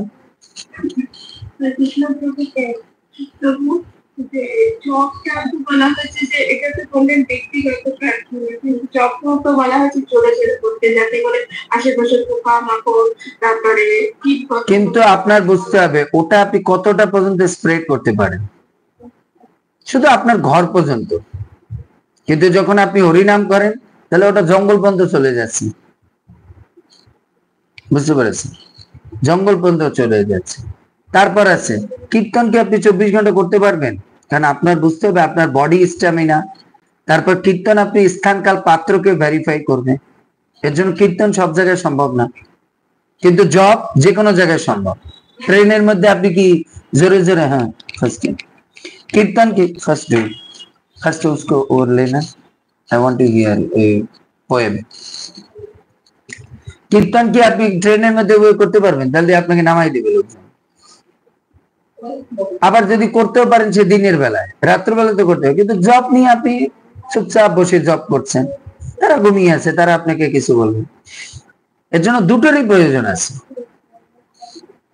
দুটোরই প্রয়োজন আছে। আবার আপনার ঘুম পাচ্ছে, এখন আসুন আপনার ঘুম পাচ্ছে, তখন আপনি জব করতে পারবেন না, তখন আপনাকে কীর্তন করতে হবে, তখন লাফালাফি করতে হবে, বুঝতে পারছেন? এর জন্য দুটোই অল্টারনেট, একটা ছাড়া একটা চলবে না, একটা ছাড়া একটা চলবে না। এর জন্য কীর্তন ছাড়া ভালো জব হবে না, আবার জব ছাড়া কীর্তন হবে না। জপের রুচি না থাকলে কীর্তন করতে ইচ্ছা করবে না, আর কীর্তনের রুচি না থাকলে আপনার জপ করতে ইচ্ছা করবে না। এর জন্য দুটোরই প্রয়োজন আছে। যারা কীর্তন খুব পছন্দ করে তারা জপ করতে পছন্দ করবে, আবার যারা কীর্তন করতে, যারা জপ করতে পছন্দ করবে তারা কীর্তন করতেও পছন্দ করবে। এখন আপনি আবার বলতে পারেন, প্রভু আমরা যে দেখি যারা সহজে এরা কীর্তন করে, বা আমাদের অনেক ভক্তরাও আছে দেখি হারমোনিয়াম পেলে মন্দিরে কীর্তন করতে খুব তারা পছন্দ, জপ করতে পছন্দ। তখন মনে করবেন ওটা জপ করছে না, কীর্তনও করছে না, ওটা হচ্ছে ও এক্সপোজ করছে, ওটা এক্সপোজ করছে। কিন্তু যারা রিয়েল কীর্তন, রিয়েল জপ করে, তারা জপ করতেও পছন্দ করে, কীর্তন করতেও পছন্দ করে। কিন্তু যারা এক্সপোজিং করে তারা শুধু কীর্তন করতে পছন্দ, তাহলে আমাকে মেয়েরা হাতে তালি দেবে, গোপীরা ড্যান্স করবে, আমার ফটো নেবে, আমার রিলস বানাবে, তার মানে সে কীর্তন করছে না, সে এক্সপোজিং করছে। এজন্য সে কীর্তন করছে না, সে ক্রিয়া করছে। ক্রিয়া মানে কাজ, ক্রিয়া মানে কাজ। রিক্তা ওঝা মাতাজি আপনি অসাধারণ। হ্যাঁ বলুন। এই যে বলছেন যে এই নাম যাত্রাটা আমাদের শুদ্ধভাবে করতে হবে, মানে সেটাতে কোনো গরমিল থাকলে হবে। আমার একটা কথা বুঝুন, প্রথমে কিন্তু আপনি বেশি শুদ্ধতার কথা চিন্তা, আপনি খালি চিন্তা করবেন আমার অপরাধ গুলো না, শুদ্ধতা ওটা অটোমেটিক আসবে, শুদ্ধতা ওটা অটোমেটিক আসবে। আপনি যদি কালকে আমরা ক্লাসে, গীতার ক্লাসে কি বুঝিয়েছি, ফলের চিন্তা করে কোনো কিছু করা যাবে না, তাহলে কিন্তু প্রবলেম আছে। ফলের চিন্তা যে আমাকে শুদ্ধ নাম করতে হবে, শুদ্ধ, এই শুদ্ধ নাম করতে করতে তখন আপনি কি করবেন, না না এখানে বসে জব করা যাবে না, বলছে না শুদ্ধ নাম করতে হলে আমাকে এই ঘরে বসে, এখানে সবাই আলোচনা করছে, আমি ওই ঘরে যাই, না না এই ঘরে তো নোংরা, ঠিক আছে, তখন এই নোংরা, এই লোক আছে, তমুক আছে, আমার কাপড় পরিষ্কার না, এটা ঠাকুর ঘর না, এই চিন্তা করতে জব কিছুই হবে না। এর জন্য আপনাকে প্রথমে শুদ্ধতার চিন্তা করা যাবে না, আপনাকে খালি চিন্তা করতে হবে যেগুলো আমাকে অপরাধ বলেছে ওইগুলো না করি। এর জন্য আমি জব করতে থাকি, করতে করতে আমার ওই অপরাধ গুলো ধীরে ধীরে কাটবে, তখন আপনি আপ শুদ্ধতা আসবে, আপনি আপ শুদ্ধতা আসবে। হ্যাঁ বলুন। অপরাধগুলো ধীরে ধীরে কার্যকর, কিন্তু অনেক সময় বলা হয়েছে যে অপরাধগুলো করে করে যদি নাম জপ করা, তাহলে সেই নাম জপের কোনো কাজ লাইন হয় না। Is finish. হ্যাঁ, মানে যে অপরাধ করে করে যদি অ্যাজ এ ডিউটি হিসাবে যদি আমরা করি, যে আমরা 16 বেলা করতে করছি, কিন্তু ওটা যদি অপরাধ যুক্ত হয়, মানে ধরুন সেরকম মনোযোগ সহকারে নয়, তাহলে সেটা ডিউটি হিসাবে করছি, সেটাতে যে করা হচ্ছে সেটা কোনো ফলপ্রদ নয়। হবে না, না সেটার ফল হবে, সেটার ফল হবে বাহ্যিক। আপনি বড়লোক হবেন, আপনার অনেক নাম হবে, আপনার যশ হবে, আপনার খ্যাতি। নাম করলে কোনো লস নেই, মেইন হচ্ছে নামে কোনো লস নেই। শুদ্ধ নাম করলে প্রেম জাগ্রত হবে, আর অশুদ্ধ নাম করলে জাগতিক উন্নতি হবে। এখন আপনি চিন্তা করুন কোনটা নিতে চান। এখন জাগতিক উন্নতি হলে তো সমস্যা আছে, আমি আরো মায়ের মধ্যে ফাঁসবো। এর জন্য নামে কোনো আপনার লস নেই, নামে লাভ। এর জন্য শুদ্ধ নাম করলে প্রেম উৎপাদন হবে, আর অশুদ্ধ নাম করলে ভৌতিক উন্নতি জাগ্রত হবে। এই যে ডিউটি হিসাবে যেটা করছি, এটাতে তো প্রথমে তো অশুদ্ধ ভাবে তো করতে পারি না। তো প্রথমে যে করছি এটাতে হয়তো সেরকম ফলপ্রদ হচ্ছে না, কিন্তু সেটাতে মানে পুরোপুরি লস তো নেই। কোনো লস নেই, আমি কি বললাম, নামে কোনো লস নেই। নাম এমন একটা জিনিস, কোনো লস নেই, কোনো লস নেই। কিন্তু যখন এটা উন্নত স্তরে চিন্তা করব, তখন গিয়ে দেখা যাবে যে হ্যাঁ এর মধ্যে একটা লস আছে। সেটা কি? যদি আমি অ্যাটেন্টিভ করতাম তাহলে তো আমার কৃষ্ণের চরণে ভক্তি জাগত, কিন্তু আজকে আমি অ্যাটেন্টিভ করছি না, এর জন্য আমার নাম হচ্ছে, বাট আমার মধ্যে এখনো ভৌতিক কামনা বাসনা যাচ্ছে। এটা যখন টপমোস্ট লেভেলে যাব, তখন এই চিন্তাটা হবে। বুঝতে পেরেছি? এর জন্য বলছে, যেহেতু ভিন্ন ভিন্ন মানুষের ভিন্ন বাসনা, তাই তুমি কৃপা করে তোমার অনেক নাম প্রচার করেছে। এই অনেক নাম মানে কেউ রাম রাম বলে, কেউ কৃষ্ণ কৃষ্ণ বলে, কেউ জয় শ্রীকৃষ্ণ বলে, কেউ রাধে রাধে বলে। এর জন্য ভগবান তার নামকে ডিফারেন্ট ওয়েতে প্রকাশ করেছে। এর জন্য যে কোনো নাম করলেই হবে, যে কোনো নাম করলে। এখন এটা হচ্ছে প্রাথমিক স্তরে, যে কোনো নাম করলেই হবে। কিন্তু তারপরে যখন আমরা কিছুদিন নাম করতে করতে, তখন কি চিন্তা করবো? ভালো ব্র্যান্ডের। যেরকম আমরা প্রথমে যে কোনো, আমাদের ক্ষুধা লাগছে পরে আমরা প্রথমে নিরামিষ খেতে শুরু করেছি, যে কোনো ভাবে নিরামিষ খাওয়া। কিন্তু এখন আমরা কিছুদিন নিরামিষ খাওয়ার পরে চিন্তা করছি না, শুধু নিরামিষ খেলে হবে না, নিরামিষটাকে প্রসাদ বানিয়ে খেতে হবে। এরপর নিরামিষটাকে সাত্বিক প্রসাদ বানাতে হবে। এরপর নিরামিষের মধ্যে ভিটামিন প্রোটিন যুক্ত করতে হবে। তার মানে দেখুন, প্রথমে কিন্তু নিরামিষ দিয়ে শুরু করেছেন, এরপরে ধীরে ধীরে ওর সঙ্গে বিভিন্ন কি জিনিস অ্যাড করতে হবে। তো এর জন্য ভগবানের বিভিন্ন নাম আছে বিভিন্ন বাসনা পূর্ণ করার জন্য। কিন্তু আপনি যখন এই বিভিন্ন বাসনা পূর্ণ করতে করতে আপনি করতে থাকবেন, একটা সময় তারপর আপনার মধ্যে বিচার আসবে। এটা নামই আপনাকে বিচার দেবে, আপনাকে আলাদা করে বিচার করতে হবে না, নাম আপনাকে মধ্যে বিচার দেবে।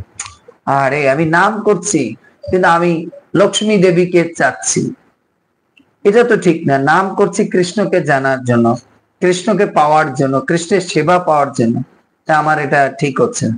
তখন নাম আপনাকে রেকটিফিকেশন করবে ভিতর থেকে। এরপর আছে শ্লোক 18, খাইতে শুইতে যথা তথা নাম লয়, কালো দেশ নিয়ম নাহি সর্বসিদ্ধি হয়।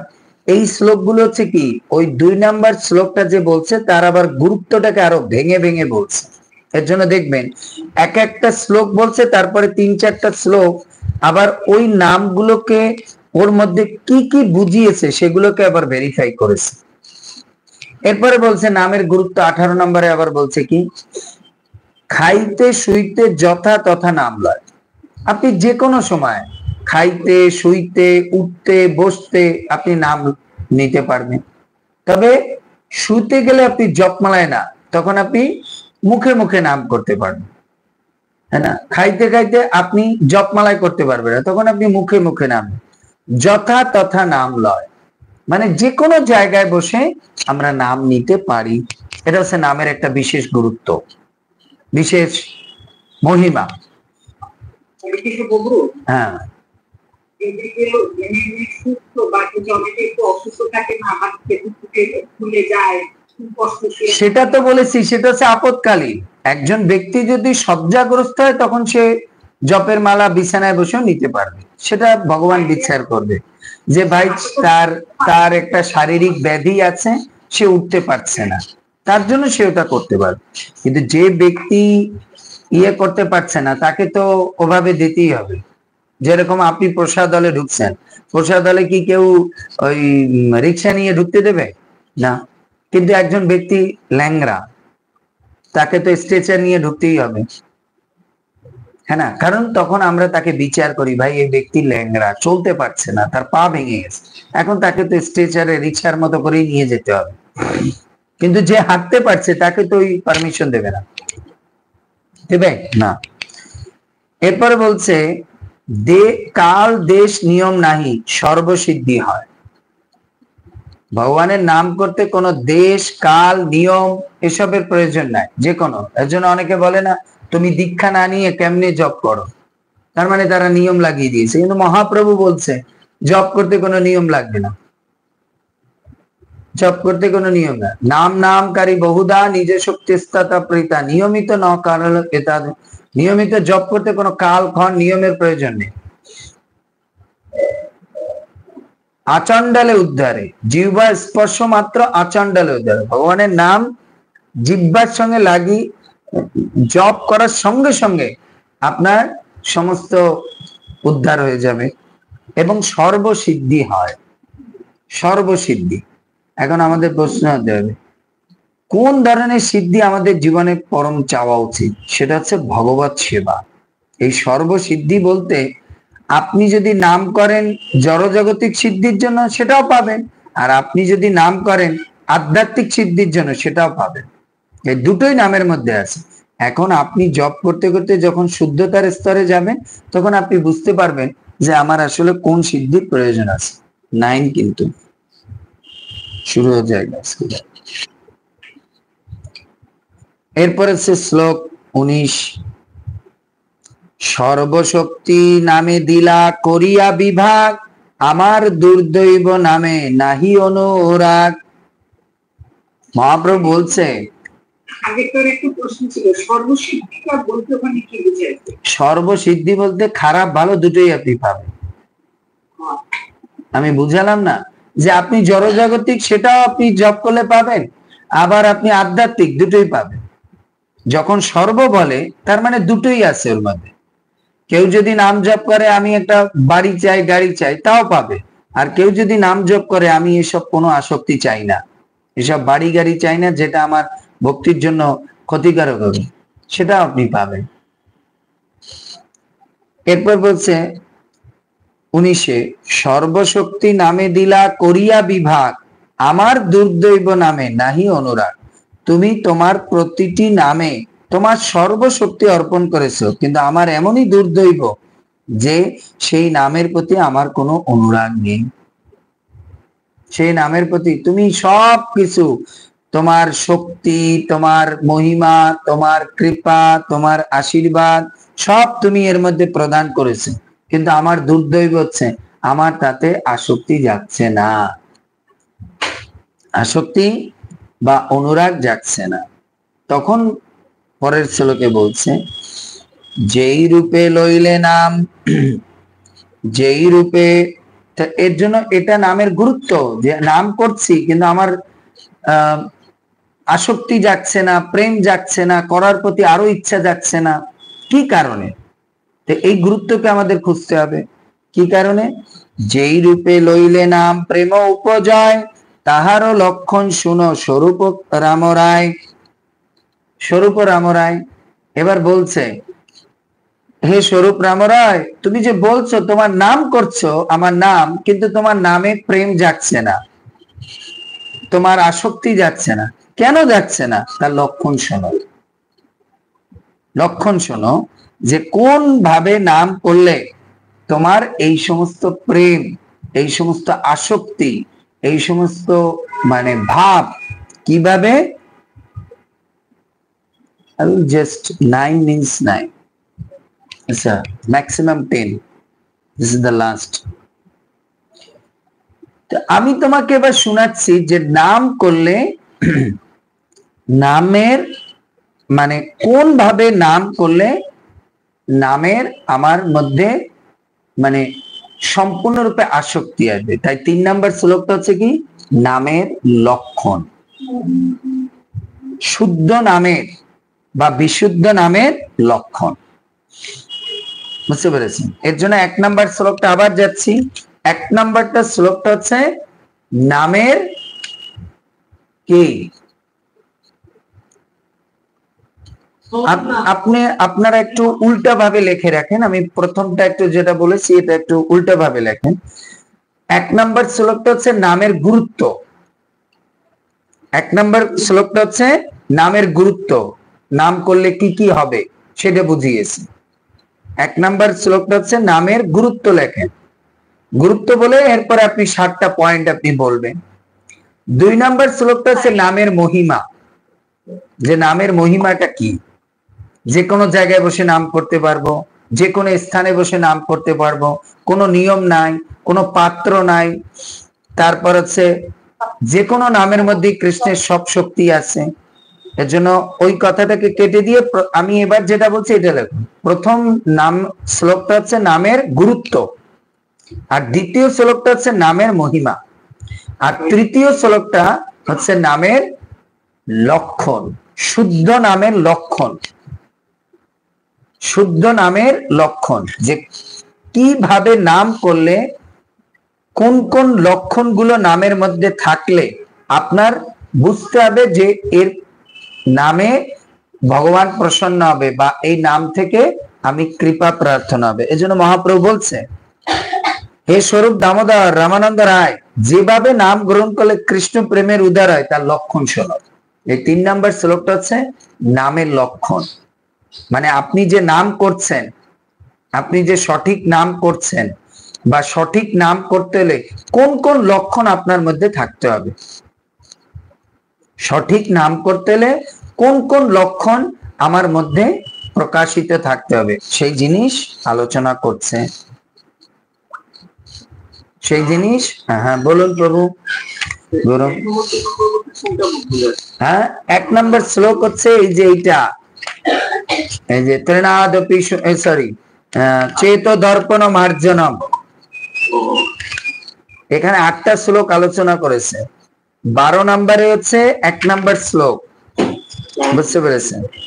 এরপর হচ্ছে 16 নম্বরে হচ্ছে 2 নম্বর শ্লোক, 21 নম্বরে 3 নম্বর শ্লোক, 29 নম্বরে 4 নম্বর শ্লোক, 32 নম্বরে 5 নম্বর শ্লোক, 36 নম্বরে 6 নম্বর শ্লোক, 39 নম্বরে 7 নম্বর শ্লোক, 47 নম্বরে 8 নম্বর শ্লোক। এই যে তাৎপর্য বলেছে না প্রভুপাদ, 12 নম্বর শ্লোকের তাৎপর্য দেখুন। এজন্য 12তে হচ্ছে 1 নম্বর শ্লোক শিক্ষা অষ্টকমে। ক্লিয়ার? আর এর মাঝে মাঝে শ্লোকগুলো কি? এর মাঝে মাঝে শ্লোকগুলো হচ্ছে ব্যাখ্যা। এক একটা নামের কিছু আবার ব্যাখ্যা করেছে। এর জন্য আমরা বুঝতে পারলাম 16 নম্বর মানে 2 নম্বর শ্লোকটা হচ্ছে 2 নম্বর শ্লোকটা হচ্ছে শিক্ষাষ্টকমের গুরুত্ব বহন করেছে, যে নামের মধ্যে কি কি গুরুত্ব আছে। নাম যে কোনো জায়গায় করা যাবে, যে কোনো স্থানে করা যাবে, যে কোনো ব্যক্তি করতে। হ্যাঁ হ্যাঁ, মহিমা, সরি, নামের মহিমা। আর 1 নাম্বারটা হচ্ছে গুরুত্ব, নাম করলে কি কি গুরুত্ব আছে। 1 নাম্বার শ্লোক হচ্ছে নামের গুরুত্ব, 2 নাম্বার হচ্ছে নামের মহিমা, 3 নাম্বার হচ্ছে নামের লক্ষণ, যে শুদ্ধ নাম করছে বা নামের মধ্যে নাম করতে হলে কি কি লক্ষণ আমার মধ্যে থাকতে হবে। ক্লিয়ার?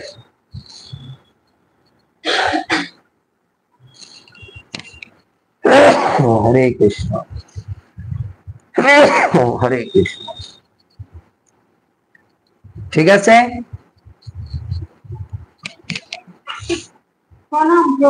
বলেন। নামের মহিমা, আর তৃতীয়টা হচ্ছে আগামীকাল আলোচনা করব নামের নাম করতে হলে কি কি লক্ষণ থাকতে হবে। প্রথমে এর জন্য আমাদের কোনো জিনিস কিনতে হলে গুরুত্ব জানতে হয়, যে এটার গুরুত্ব কত, হ্যাঁ না? আপনি যে কোনো জিনিস কিনতে গেলে প্রথমে কি করেন? আপনি এসি কেন কিনবেন? আপনার ঘরে গুরুত্ব, এটা গুরুত্ব আছে ভাই, এখন যে গরম, আমি ফ্যানে চলতে পারছি না, আমার ক্লাস করতে গেলেও মাথা গরম হয়ে যাচ্ছে, পাসিনা আসতেছে। I don't know, I will now video. So আপনাকে আগে যে কোনো জিনিস করতে হলে আগে তার গুরুত্বটাকে জানতে হবে। আপনি যদি তার গুরুত্বই জীবনে ফিল না করেন, তাহলে আপনি ওই জিনিস কিনবেনও না, ব্যবহারও করবেন না। এরপরে গুরুত্ব জানার সঙ্গে সঙ্গে আপনাকে কি জানতে হবে? তার মহিমা, মহিমা, তার ইম্পর্টেন্সি, মানে তার, মানে যেটাকে বলে তার প্রয়োজনীয়তা, বুঝতে পেরেছেন? তার প্রয়োজনীয়তা, গুরুত্বটা জানলেন, হ্যাঁ না? এরপর এর মহিমা, যে এটা আমি কিভাবে ইউজ করতে পারবো, কোন ভাবে ইউজ করতে পারবো, হ্যাঁ না, কোন কোন ভাবে। তা আপনি যখন এটা ইয়ে করলেন, একটা এসি কিনতে গেলেন, তার গুরুত্বটা বুঝলেন যে আমার ঘরে গরম, আমার এর জন্য একটা এসি কিনতে হবে, এই গুরুত্ব কিনলেন। এরপরে আপনি কি জানবেন? মহিমা, আমি কিভাবে চালাবো, সবসময় চালাতে পারবো কিনা, কোন সময় চালাতে পারবো, কিভাবে চালাতে পারবো, কত গ্রেডে, কত ডিগ্রিতে চালালে কিরকম আমার ঠান্ডা হবে, কত ডিগ্রিতে চালাতে কম ঠান্ডা হবে, এইসব মহিমা জানে, বুঝতে হবে। এরপর কালকে আমরা আলোচনা করব এর লক্ষণটা কি। এর লক্ষণ মানে এই এসিটা কোন কোন সময় চালাবো, এটা হচ্ছে লক্ষণ। যখন বেশি গরম পড়বে তখন, যখন বেশি ঠান্ডা হয়ে যাবে তখন আপনি ডিগ্রি কমাই দিবেন অথবা বন্ধ করে দেবেন। তো কালকে সেই লক্ষণ আলোচনা হবে, বুঝতে পেরেছি? যে নাম, শুদ্ধ নাম করতে হলে আমাদের মধ্যে কি রকম লক্ষণ থাকতে হবে, বুঝতে পেরেছি? এটা হচ্ছে বিশেষ ইম্পর্টেন্ট। এর জন্য এই 8টা শ্লোকের মধ্যে সবচেয়ে গুরুত্বপূর্ণ শ্লোক হচ্ছে এই 3 নাম্বারটা, বুঝতে পেরেছি? চৈতন্য মহাপ্রভু যে 3টে শ্লোক বলেছে, এই 3টের মধ্যে সবচেয়ে গুরুত্বপূর্ণ হচ্ছে এই 3 নাম্বার শ্লোক। হ্যাঁ বলুন। বলতে নিছিলাম এটাই যে আমি একদিন মনে মনে ভাবছিলাম যে তবু এই আলোচনা করে শিক্ষা মানে মহাপ্রভু কৃপায় মানে চলে আসছে। আর তবু ক্ষণ অর্থ তো সময় বোঝায় না, তবু হ্যাঁ, ক্ষণ মানে সময়, কারণ আর ক্ষণ এগুলো তো একই সময় বোঝায়। তবু আজকে কত পর্যন্ত হয়েছে আমি 20। তার আজকের শ্লোকের উপরে কোনো জিজ্ঞাসা আছে? নেই, ঠিক আছে। হরে কৃষ্ণ কৃষ্ণ কৃষ্ণ হরে হরে, হরে রাম রাম রাম হরে হরে। শ্রীল প্রভুপাদ কি জয়। হ্যাঁ, কিছু প্রশ্ন করছেন? ঠিক আছে। হরে কৃষ্ণ প্রভু প্রণাম। প্রভু কৃপা করে দশবিধা নাম করতে দিবেন।